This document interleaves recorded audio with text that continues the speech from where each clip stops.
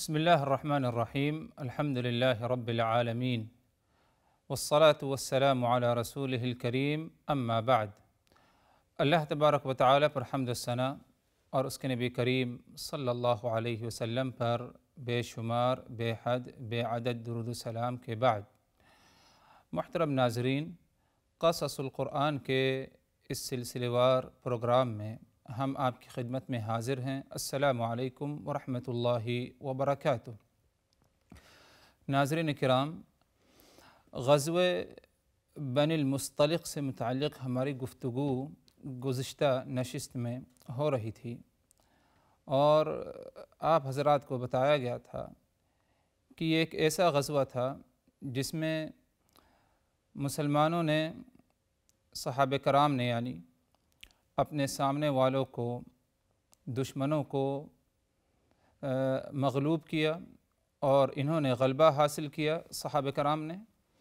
اور بہت ہی عظیم بڑی تعداد میں مال غنیمت بھی حاصل کیا۔ جب دشمنوں کی شکست ہوئی اور مسلمانوں کو اللہ تبارک و تعالی نے فتح اور کامیابی سے نوازا، تو یہ کامیابی مسلمانوں کی منافقین کو پسند نہیں آئی، اور یہ چیز ناممکن ہے کہ منافقین کو مسلمانوں کی کوئی کامیابی پسند آئے۔ غزوہ بنی المصطلق میں جب مسلمانوں کی کامیابی ہوئی، اللہ تبارک و تعالی کی طرف سے کامیابی انہیں حاصل ہوئی، تو منافقین نے چاہا کہ مسلمانوں کی جو جماعت ہے، آپس میں متحد مل جل کر رہتے ہیں، ان میں کیا ہے انتشار اور پھوٹ ڈال دیا جائے، اختلاف ڈال دیا جائے۔ اور منافقین نے اپنے اس سوچ کو پورا کرنے کے لیے عبداللہ ابن ابی ابن سلول نے کیا ہے بڑا حصہ اس میں لیا، اور سب سے بہترین طریقہ انہوں نے یہ سمجھا کہ ذات کا جو معاملہ ہے، قبیلے کا معاملہ ہے، اس کو لے کر کیا ہے آپس میں ان کے انتشار ڈال دیا جا سکتا ہے۔ اور اس نے چاہا کہ انصار اور مہاجرین یہ دو قسمیں ہیں صحابہ کرام کے، اللہ کے رسول کے ساتھیوں کی۔ تو مہاجرین مدینہ المنورہ کے باشندے تو ہیں نہیں، اصل میں یہ مکہ المکرمہ کے ہیں، مکہ المکرمہ سے اپنی دین کی حفاظت اور بچاؤ کے لیے یہ مدینہ المنورہ آئے۔ تو مدینہ المنورہ آنے کے بعد انصار نے ان کا استقبال کیا، ان کو پناہ دی، اور پوری جو ہے انصار نے حسب استطاعت ان کی کیا ہے مدد بھی فرمائی۔ تو اب یہی بات کو لے کر کے منافقین نے انصار اور مہاجرین ان دونوں گروہوں کو آپس میں کیا ہے لڑانا چاہا، آپس میں اختلاف ڈالنا چاہا، یہاں تک کہ کوئی ایسی بات پیش آئی جس کے بنا پر انصار اور مہاجرین کے درمیان کچھ اختلاف ہونے لگا اور ایک دوسرے کو طعنہ دینے لگے۔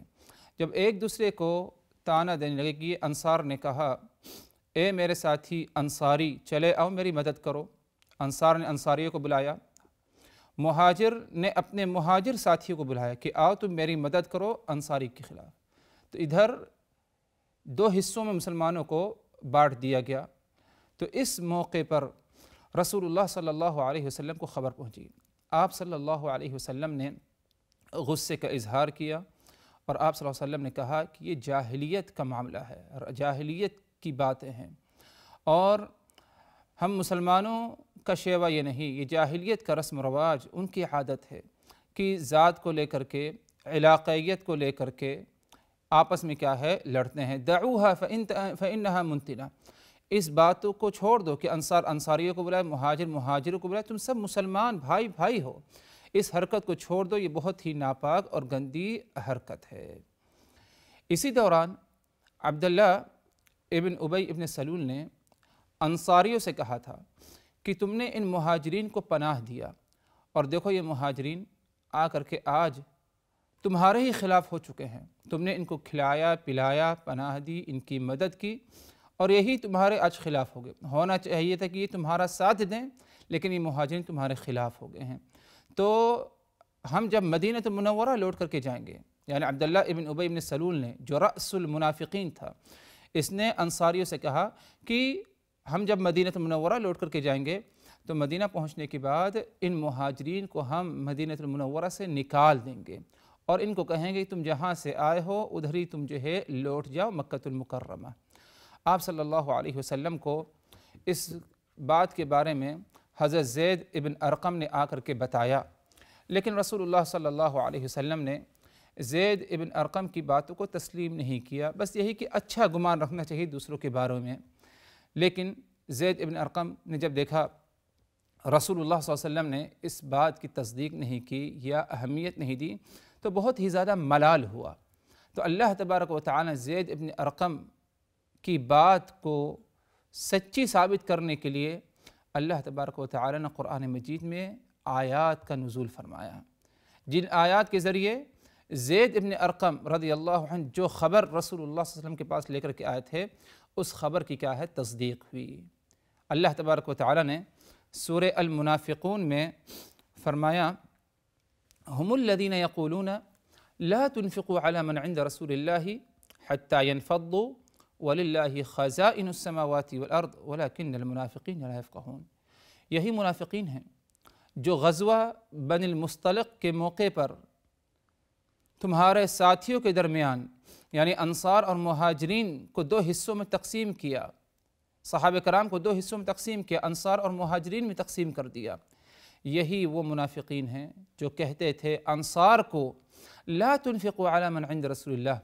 اللہ کے رسول کے پاس جو لوگ موجود ہیں یعنی مہاجرین ان پر تم خرچ نہ کرو، حتی ینفضوا یہاں تک کہ یہ علیحدگی اختیار کر لیں اور یہ آپس میں کیا ہے مختلف جو ہے حصوں میں بٹ جائیں اور مدینہ منورہ چھوڑ کر کیا ہے چلے جائیں، ان پر بالکل خرچ نہ کرو، کیونکہ تم نے ان پر خرچ کیا یہ تمہارے ہی مخالف ہو گئے، تو تم ان پر کیا بالکل خرچ نہ کرو۔ اللہ تبارک و تعالی نے ان منافقین کو جواب دیتے ہوئے فرمایا وَلِلَّهِ خَزَائِنُ السَّمَاوَاتِ وَالْأَرْضِ، یاد رہے تم سبوں کو منافقین کو کہ اللہ تبارک و تعالی ہی کے پاس زمین و آسمان کا، زمین اور سات و آسمان کا خزانہ ہے۔ صرف انصار ہی مہاجرین کو کھلا پلا نہیں سکتے بلکہ انصار ایک ذریعہ ہے، اصل کھلانے پلانے والا زمین اور سات و آسمان کے خزانے کا مالک تو اللہ ہے۔ اگر خدا نخواستہ انصار روک دیتے ہیں مال خرچ کرنا لیکن اللہ تبارک و تعالی تو موجود ہے، اللہ انہیں کھلائے گا پلائے گا۔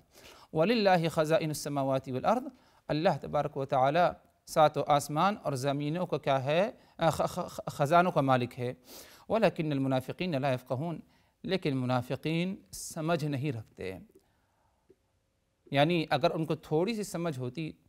اللہ پر تھوڑا سا یقین بھروسہ ایمان ہوتا تو اس کا تقاضا یہ تھا کہ اگر ہم انصار سے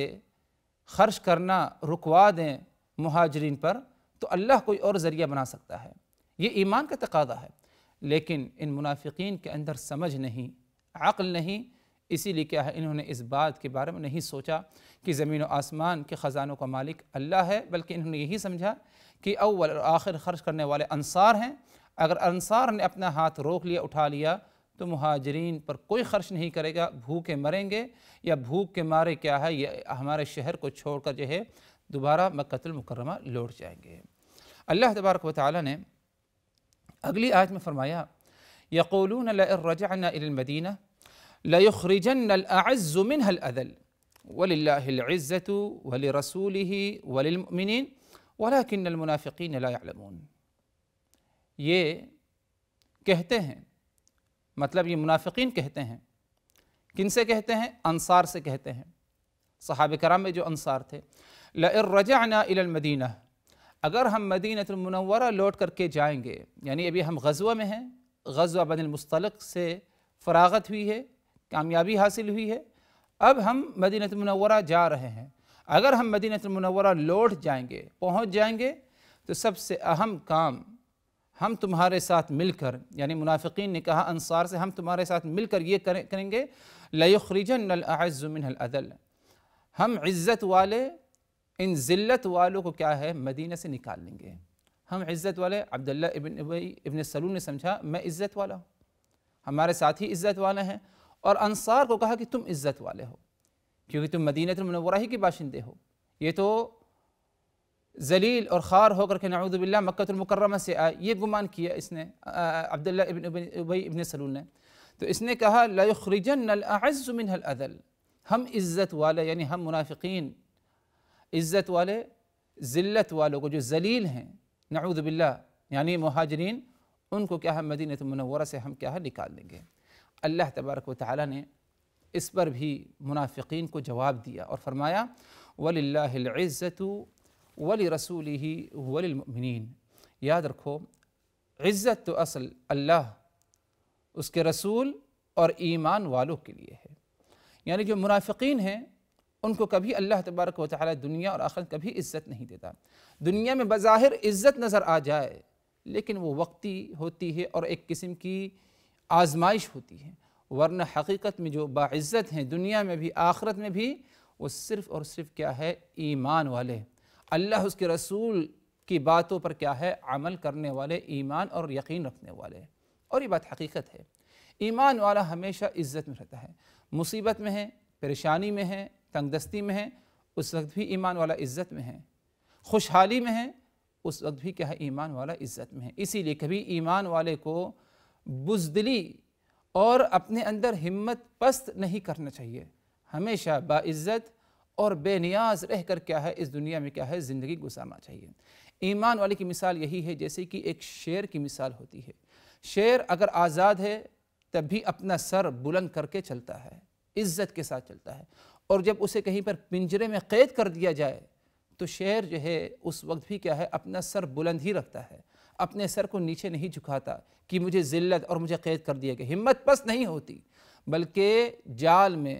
قید ہونے کے باوجود شیر جو ہے برابر حرکت میں رہتا ہے۔ یہی معاملہ ایمان والے کا ہونا چاہیے کہ ایمان والا کبھی جو ہے بے عزت نہیں ہوتا، بظاہر اسے کچھ شاید بے عزتی نظر آ جائے لیکن وہ حقیقت میں اس کے اندر بھی کیا ہے اس کی عزت پائی جاتی ہے۔ ہمیشہ ایمان والوں کو اللہ تبارک و تعالیٰ نے دنیا میں بھی آخرت میں بھی کیا ہے عزت سے کیا ہے نوازا ہے۔ اللہ تبارک و تعالیٰ نے منافقین کی اس بات کی تردید کرتے ہوئے تم نے کہا کہ ہم عزت والے اور یہ مسلمان ذلت والے ہیں، یاد رکھو وَلِلَّهِ الْعِزَّةُ وَلِرَسُولِهِ وَالْمُؤْمِنِينَ، عزت تو اصل کس کے لیے ہے؟ اللہ، اس کے رسول اور ایمان والوں کے لیے ہے۔ وَلَكِنَّ الْمُنَافِقِينَ لَا يَعْلَمُونَ، لیکن یہ منافقین علم نہیں رکھتے اور ان کو کیا ہے بات سمجھ میں نہیں آتی۔ ایک چھوٹی مثال دے دی جائے حضرات کہ منافقین یعنی صرف ایمان ہی والے کو عزت ہے، اس کی مثال دے دی جائے اسی غزوے کے غزوہ بدر المصطلق، جب عبداللہ ابن ابی ابن سلول نے انصار اور مہاجرین کو آپس میں لڑانا چاہا، صحابہ کرام کی جماعت کو دو حصوں میں تقسیم کر دیا انصار اور مہاجرین میں۔ اسی طرح عبداللہ ابن ابی ابن سلول نے کہا کہ ہم عزت والے ذلت والوں کو مدینہ منورہ سے نکال دیں گے۔ جب یہ بات صحابہ کرام کے کانوں تک پہنچی تو عبداللہ ابن ابی ابن سلول کا جو بیٹا تھا وہ ایمان والا تھا،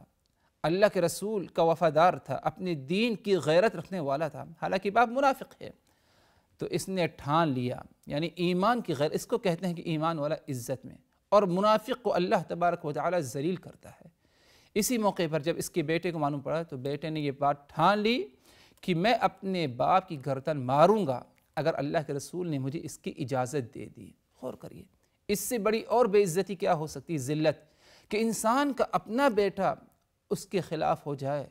اور لوگوں کے سامنے یہ اعلان کرے کہ میں اس کی گردن ماروں گا اپنے باپ کی اگر رسول مجھے اجازت دے دے۔ لیکن اللہ کے رسول صلی اللہ علیہ وسلم نے اجازت نہیں دی اور کہا کہ ایسا اگر کیا جائے گا تو دوسرے لوگ کہیں گے کہ محمد تو اپنے ساتھیوں ہی کو مارتا اور مرواتا ہے۔ یعنی یہ ہمیں معلوم ہے کہ عبداللہ ابن ابی ابن سلول منافق ہے، ہمارا دشمن ہے، لیکن بظاہر دوسرے لوگ تو جانتے ہیں کہ ایمان والا ہے، تو لوگ یہ کہیں کہ محمد تو اپنے ساتھیوں کو مار ڈالتا ہے، تم اس کو جو ہے نہ مارو۔ پھر بیٹے نے کہا کہ اپنے باپ کو میں مدینہ المنورہ داخل ہونے نہیں دوں گا جب تک کہ اللہ کے رسول اجازت نہ دے دیں، اور میرا باپ اپنی زبان سے یہ اعلان نہ کرے کہ میں ذلیل ہوں اور مسلمان اور رسول اللہ عزت والے ہیں۔ حالانکہ اس نے کیا کہا تھا باپ نے کہ مسلمان ذلیل ہیں اور ہم عزت والے ہیں، ہم عزت والے ذلیل کو کیا ہے، جن کو ذلت ہے ان کو ہم مدینہ منورہ سے نکالیں گے۔ تو بیٹے نے کہا مدینہ منورہ میرا باپ اس وقت تک داخل نہیں ہوگا، میں داخل ہونے نہیں دوں گا، آگے بڑھنے نہیں دوں گا مدینہ میں داخل ہونے کے لیے، جب تک کہ اللہ کے رسول اجازت نہ دے دے اور میرا باپ یہ اعلان نہ کرے کہ جو ہے ہم ذلیل ہیں، ہم منافقین، اور مسلمان رسول اللہ عزت والے ہیں۔ الغرض بیٹے نے اس پر عمل کیا اور باپ سے یہ کہلوایا، اعلان کروایا کہ تم کہو کہ ہم ذلیل ہیں، یعنی ہم منافقین ذلیل ہیں اور مسلمان کیا ہے، عزت والے ہیں۔ عبداللہ ابن ابی ابن سلول نے لوگوں کے سامنے اس کا اعلان کیا، اور آخر میں رسول اللہ صلی اللہ علیہ وسلم کی اجازت کے بعد عبداللہ ابن ابی ابن سلول کو مدینہ منورہ داخل ہونے بھی دیا۔ یعنی اس سے بڑی اور کیا ذلت ہو سکتی ہے کہ جو مسلمان کو بے عزت کرنا چاہا اور جس نے یہ فخر کیا کہ ہم عزت والے ہیں اور مسلمان ذلیل ہیں، اللہ تبارک و تعالیٰ فوراً جو ہے اس کو کیا ہے انجام دکھایا، اور اسی غزوے میں تھوڑی ہی دیر بعد بیٹے ہی کے ذریعے اللہ تبارک و تعالیٰ نے اسے کیا ہے ذلت کا سامنا کروایا، ذلیل اور جو ہے خوار ہوا۔ تو الغرض اللہ تبارک و تعالیٰ کا فرمان وَلِلَّهِ الْعِزَّةُ وَلِرَسُولِهِ وَالْمُؤْمِنِينَ، عزت تو اصل اللہ، اس کے رسول اور ایمان والوں کو ہے، اور جو بھی ایمان والوں کو، خالص ایمان والوں کو، توحید پرستوں کو اگر ذلیل کرنا چاہے گا، ان کو تکلیف ایدہ پہنچانا چاہے گا، ان کے خلاف کچھ سازش کرنا چاہے گا، تو اللہ تبارک و تعالی اس کو اس کا بدلہ دنیا ہی میں کیا ہے دے دے گا۔ ادھر ایک اور سبق ہمیں حضرات ملتا ہے جس پر جو بہت ہی زیادہ قابل غور بات ہے کہ ایمان کے دائرے میں اگر دیکھا جائے تو دوستی کا معیار، تعلقات کا جو معیار ہونا چاہیے وہ دین پر ہونا چاہیے، نہ کہ ذاتیات یا علاقائیت پر۔ مثال جیسے بات گزری ہے کہ بیٹا اپنے باپ کے ساتھ جس طرح پیش آیا، عبداللہ ابن ابی ابن سلول منافق اور اس کا بیٹا جو ایمان والا ہے، اللہ کے رسول کا وفادار، دین کی غیرت رکھنے والا ہے، ہونا یہ چاہیے کہ باپ کی ہمدردی غالب ہو، لیکن ایمان کے دائرے میں ایمان کی ہمدردی، دین کی غیرت کیا ہے زیادہ غالب ہونا چاہیے۔ حالانکہ جیسے کہ روایات میں آتا ہے کہ یہ بیٹا اپنے باپ عبداللہ ابن ابی ابن سلول کا بہت ہی زیادہ خدمت گزار تھا اور کوئی تکلیف نہیں پہنچانا دیتے، لیکن جہاں دین کا معاملہ آیا، رسول کا معاملہ آیا، اللہ اس کے رسول کے دین کا معاملہ آیا، تو ادھر اللہ اس کے رسول کی غیرت، ہمدردی، باپ کی محبت پر کیا ہے غالب رہی۔ تو المہم حضرات، یہ جو ہے غزوہ بنی المصطلق کی جو ہے کچھ باتیں رہ گئی تھیں جن کے طرف اشارہ کرنا میں نے پسند کیا۔ اس میں یقیناً جو ہے عبرت اور نصیحت ہمیں ملتی ہے کہ مسلمان ہی کو اللہ تبارک و تعالی باعزت دنیا اور آخرت میں رکھتا ہے، اور منافقین، دشمنان اسلام جو کچھ کر لیں، اللہ تبارک و تعالی ان کو ان کا بدلہ کیا ہے دنیا ہی میں کیا ہے دے دیتا ہے۔ اسی پر غزوے سے متعلق بات ختم ہوتی ہے۔ ایک اہم قصہ غزوے سے متعلق رہ جاتا ہے جو کہ مستقل طور پر بیان کیا جاتا ہے، قرآن مجید میں اس کا ذکر ہے۔ انشاءاللہ اگلی نشست، اگلی ملاقات میں اس کا آغاز ہوگا۔ اس وقت تک کے لیے اللہ تبارک و تعالیٰ کی حفاظت میں، وآخر دعوانا ان الحمدللہ رب العالمین، والسلام علیکم ورحمۃ اللہ وبرکاتہ۔ لقد كان في قصصهم عبرة لأولي الألباب ما كان حديثا يفترى ولكن تصديق الذي بين يديه وتفصيل كل شيء وهدى ورحمة لقوم